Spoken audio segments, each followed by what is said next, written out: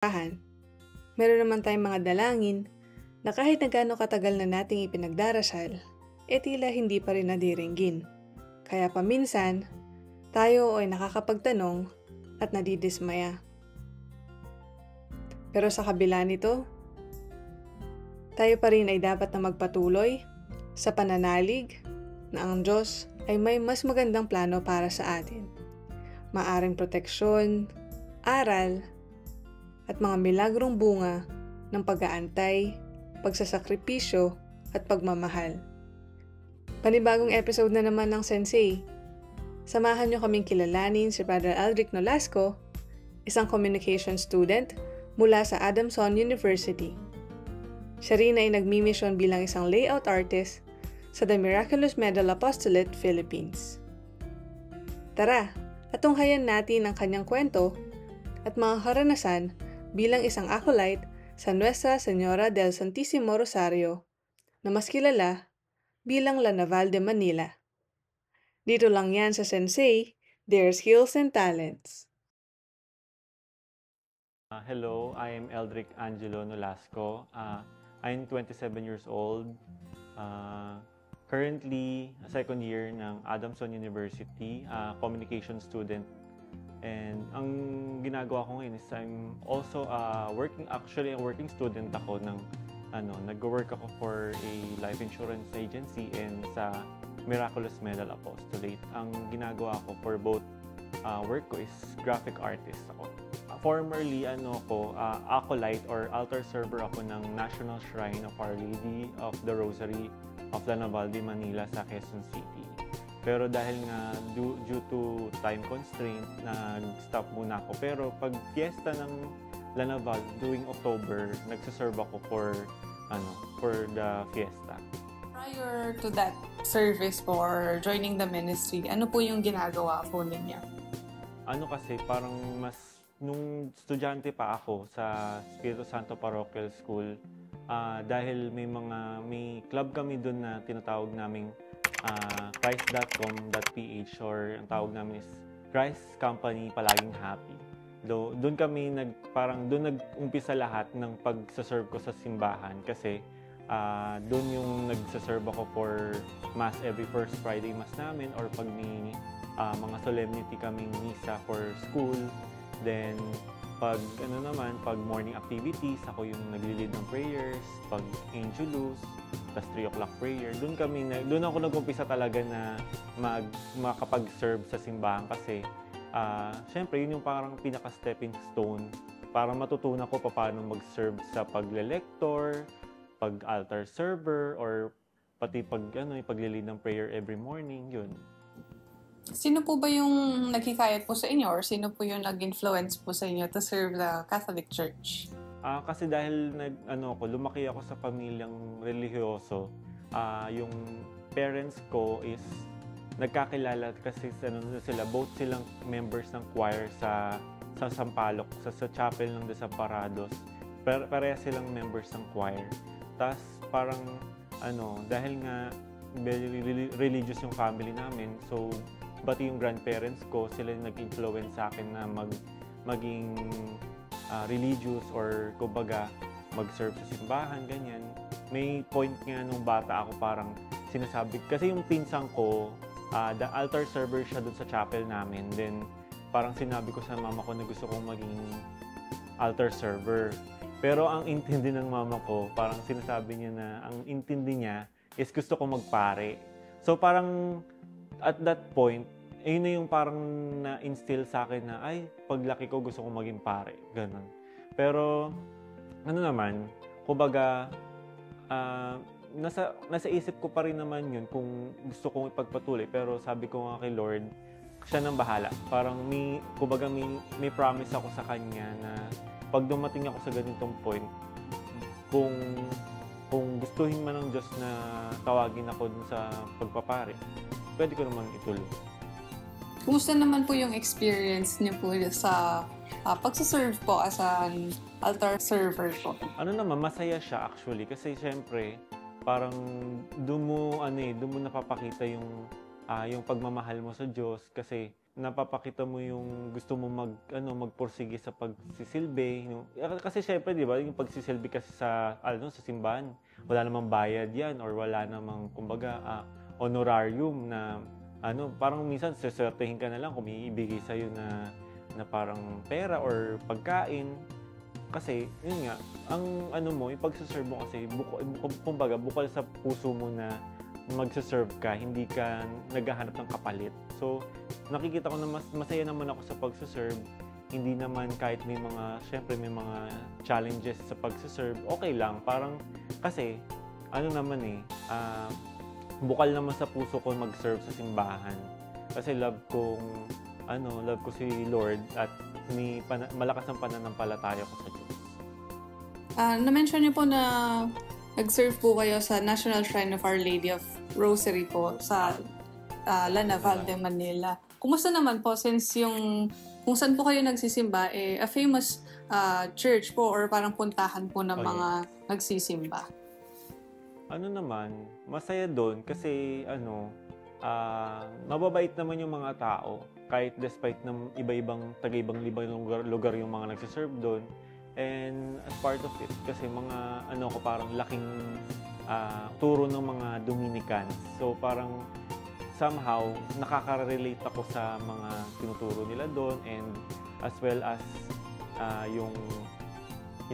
sa simbahan, yung mga tao doon, mababait naman sila. So wala akong problema and very devoted din kasi ako sa Birhen ng La Naval dahil nakatulong siya sa pag-aaral ko, sa kalusugan ko, and sa pag-guide niya everyday sa family namin. Ano po ba yung parang masasabi niyo pong kakaiba sa pagsiserve po sa La Naval po? Siguro dahil may devotion ako sa La Naval, parang mas ramdam ko yung pagsiserve ko kasi siguro dahil nga, kumbaga, sinasabi nga 'di ba yung to Jesus through Mary. So, si Mama Mary yung naging way para makapag-serve ako at makapagsilbi ako sa Diyos sa the way I can and dun. Parang mas na-inspire ako mag-serve kasi nakikita ko si Mama Mary araw-araw. Hindi naman araw-araw. Pag every Sunday, or every Saturday, pag nandun ako. So, siya yung nagiging source of inspiration ko to serve. Kaya, yun, dun ko masasabi na dun kakaiba kung bakit ako gusto ko dun mag-serve. Ikaw ay nanonood pa rin ng Sensei. Para sa marami pang Sensei at 5 siglo na videos, maaari po kayong bumisita sa aming mga social media accounts. At huwag po sanang kalimutang mag-follow, like, at share para sa iba pa pong mga updates. Ano po kaya yung mga challenges na kailangan po harapin ng mga altar server or yung struggle po ng mga altar servers po? Ang nakita ko naman ng pinaka-main struggle namin sa altar servers, siyempre, pagdating sa budget. And siguro pati na rin sa oras. Kasi, siyempre, dun sa budget. Kasi, siyempre, minsan may mga, time na kailangan ng magpalit ng sutana. Kasi, depende kung lumaki ka or hindi na kasya sa yung damit mo, yung sutana mo. Parang somehow challenge yun for an altar server kasi maghahanap ka na naman ng budget. Di mo naman kasi sure kung may extrang pera yung parents mo for sa pagpapagawa ng sutana. And second is yung oras. Kasi syempre may times na di lang naman kasi tumatakbo yung buhay mo sa pagsiserve. Syempre, may buhay ka din outside ng simbahan. So, parang doon, nagkakaroon din ng challenge na hindi mo minsan mahati yung oras mo. May schedule ka na serve sa ganitong oras. Tapos, nakalimutan mo na may event ka palang pupuntahan sa school or sa family. Ayun. Kaya, yun naman parang talagang problema. Pero, somehow nasa-solve naman. Meron po bang additional na catechism yung na tinuturo po sa mga altar servers po? Siguro depende kasi sa simbahan. Parang nung kami kasi, dahil nga ang pinaka-patrona is La Naval, so parang tinuro sa amin yung history ng La Naval. Parang syempre, hindi lang naman alam mo lang na ay yun yung Birhen ng Lanaval, parang yun lang. Kasi syempre minsan may mga pilgrims na pupunta sa simbahan, magtatanong, ay bakit siya tinawag na Lanaval? O masasagot mo siya, ay kasi nitong taon nung 1646, may ginawang milagro ang Mahal na Birhen para sa Maynila na niligtas niya from Dutch invasion. So parang kumbaga, di lang naman magko-focus sa teachings ng simbahan. Parang, syempre, aalamin mo din yung history behind nung patroness ng church para makapag-share ka din sa ibang tao, especially sa mga pilgrims na pumupunta doon sa shrine dahil isa siya nga na national shrine, maraming pumupunta doon ng mga pilgrims. Paano naman po kayo naging graphic artist po? Nung bata pa lang kasi ako, parang I think I was grade 3 ata, parang ganun. So, nakikita ko kasi yung mga ginagawa ng sister ko na parang gumagawa siya ng mga PowerPoint. Tapos parang doon nag-start na gumagawa ako ng mga design ng PowerPoint, ganyan. Then, nung tumagal, parang parang nakasanayan ko na, tapos kasi parang nakikitaan din ako ng creative side ng family ko. Nung bata pa lang kasi ako, mahilig na ako mag-drawing, ganyan. So, parang, yun yung naging stepping stone ko sa pag-drawing kasi. Tas yung grandparent ko pa, yung lolo ko, gusto ko maging architect kasi dahil nakikita niya yung galing ko sa pagdo-drawing.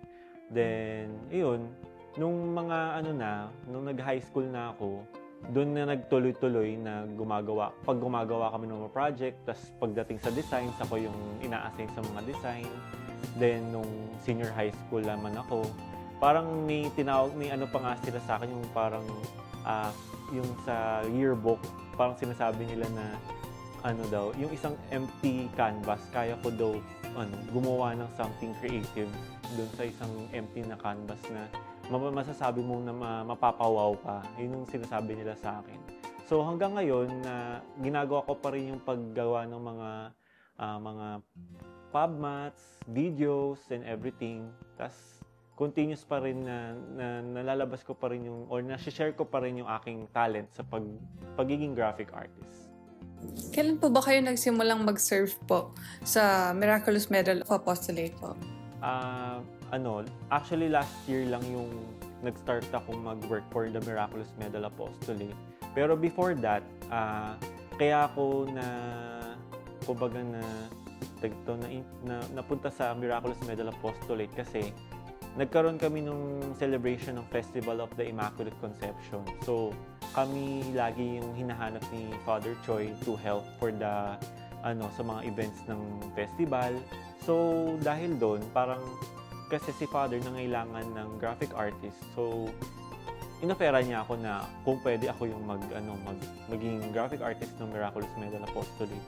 And tinanggap ko naman kasi alam ko naman na ma-share ko yung talent ko for the apostolate.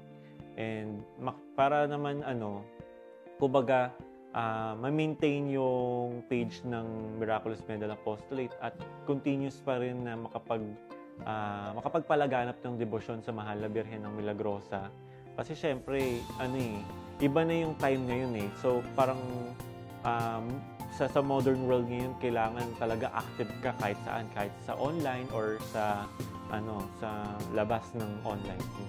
Kaya doon, love ko yung pagsaserve ko for the Miraculous Medal Apostolate kasi si Mama Mary naman din yung nagbigay sa akin itong work na to kasi nakita naman niya na na-love ko siya, na hindi ko siya makakalimutan na laging banggitin yung dasal namin sa kanya na, O Mary, conceive without sin, pray for us who have recourse to thee. How do graphic artists help to evangelize people po? Ayun, ang number one naman is dahil nga sa paggawa ng mga public materials o mga pub mats, doon mo nagagawa yung makapagpakita ka ng mga, halimbawa yung Saint of the Day, papakita mo dun sa pub mat mo, then yung caption, lalagay mo lang yung kwento ng saint. Kasi malay natin, pag yung ibang may saint na parang maging source of inspiration sa isang taong makakita nun, makakapag-evangelize ka na. Then another is, pag gumawa ka naman ng mga ng mga videos to share about Catholic faith, mga catechism or history ng simbahan, yun yung magiging source ng parang way na lang pala, para maging way to evangelize using your talent as an graphic artist. Kasi di naman lang umiikot sa paggawa ng pubmats yung pagiging graphic artist. Kasi gumagawa ka rin ng mga videos, ng mga, pwede rin mga podcast, mga ganyan. Or even mga live videos sa TikTok, sa Facebook, or sa Instagram. Yun yung parang way to evangelize for being parang graphic artist ka. Personally po, ano po yung na-discover po ninyo sa ginagawa nyo pong mission na to? Ang na-discover ko is parang ito talaga yung siguro parang ito na yung kahihiyanat ko as a person. Parang dito ko na nakikita yung sarili ko na i-continue ko lang yung pagsaserve ko using my talent as a graphic artist sa simbahan. Kasi parang kada taon nagbabago nagkakaroon ng evolution sa technology. So parang more lang akong na-i-inspire na mag-share ng talent ko sa pagiging graphic artist. Kasi doon ko nakikita na maraming taong mas napapalapit sa Diyos, mas nagkakaroon ng engagement sa mga content about sa simbahan. Kasi napansin ko talaga yun sa pagdating sa Facebook or sa anything, sa TikTok or Instagram.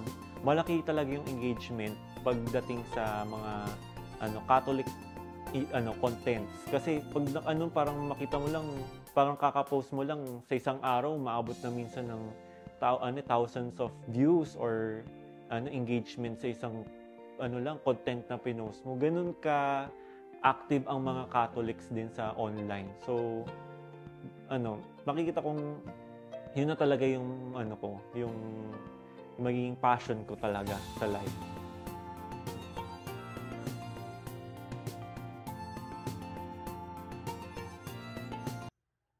Salamat sa pagsama sa unang bahagi ng episode kasama si Brother Eldrick Nolasco. Abangan muli ang susunod na episode at alamin natin ang istorya ng coffee table book na ginawa nila Brother Eldrick. Sama-sama muli tayo sa susunod and we will continue to explore, learn, and improve because life is a continuous learning process. This is Sensei, their skills and talents.